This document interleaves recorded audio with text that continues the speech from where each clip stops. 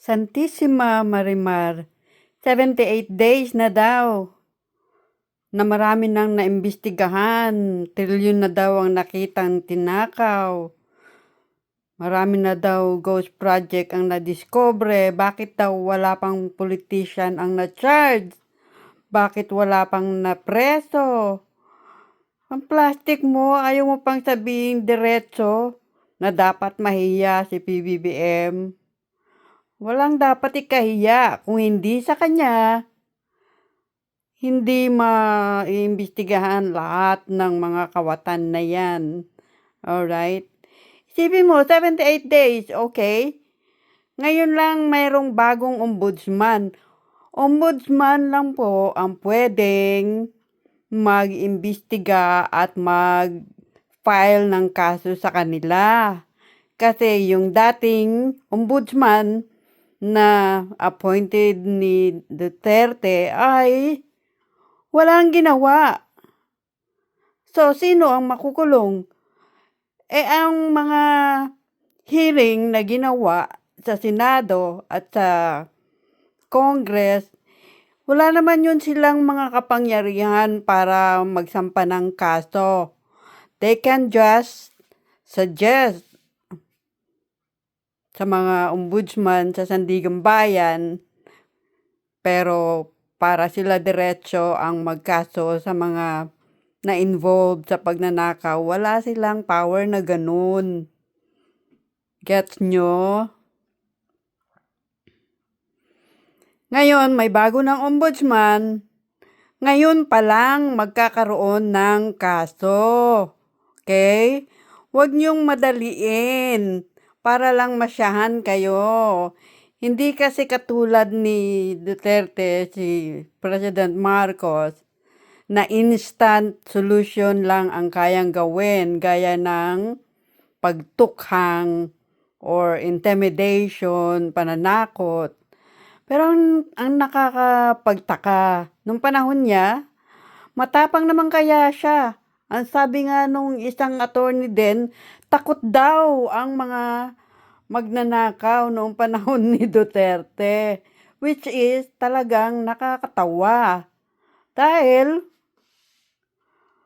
wala man lang siyang naipakulong. Kung ganun palang malaya siyang magpatukhang, di sana tinukhang na niya lahat ng mga kawatan. Kilala niya naman, inamin niya mismo, alam niya kung sino-sino, alam niya ang korupsyon. Pero kahit isang kontraktor, wala siyang naipakulong, wala siyang napaimbestigahan. O kaya, para matapos na daw ang problema niya, di sana, pinatukhang na niya. Puro maliliit na mga drug addict ang pinatukhang niya. Itong mga bilyon-bilyon ang ninakaw na mga kontraktor, hindi niya naipatukhang. Ay nako. Wala pang isang buwan, isang linggo pa lang yata o magdadalawang linggo pa lang ang ombudsman. How can you expect na merong makulong kaagad o may makasuhan kaagad? However, pangako ni Remulla, 3 to 4 months may makukulong na. So, wag niyong madaliin at ang gusto niyo lang para masayahan kayo o matuwa kayo, gumawa ang presidente ng mga bagay na labag sa rule of law. Hindi po pwede yun. Kailangan dumaan sa due process para sigurado walang nakumit na illegal ang presidente. At para pag bumaba na siya sa pwesto, hindi niyo siya pwedeng balikan dahil everything was done through legal process. So, konting pasensya lang.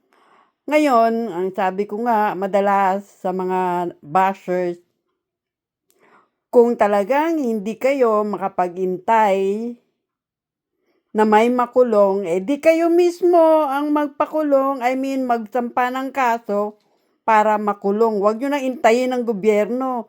Kahit sino naman pwedeng magreklamo sa ombudsman tatanggapin ng ombudsman ngayon ng present ombudsman ang mga reklamo nyo.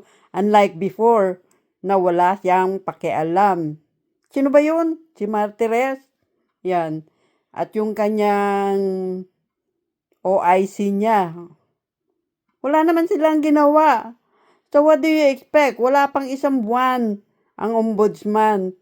Kaya huwag niyong sabihin na nagbibilang na kayo ng mga araw bakit wala pa ring nakukulong o nakakasuhan.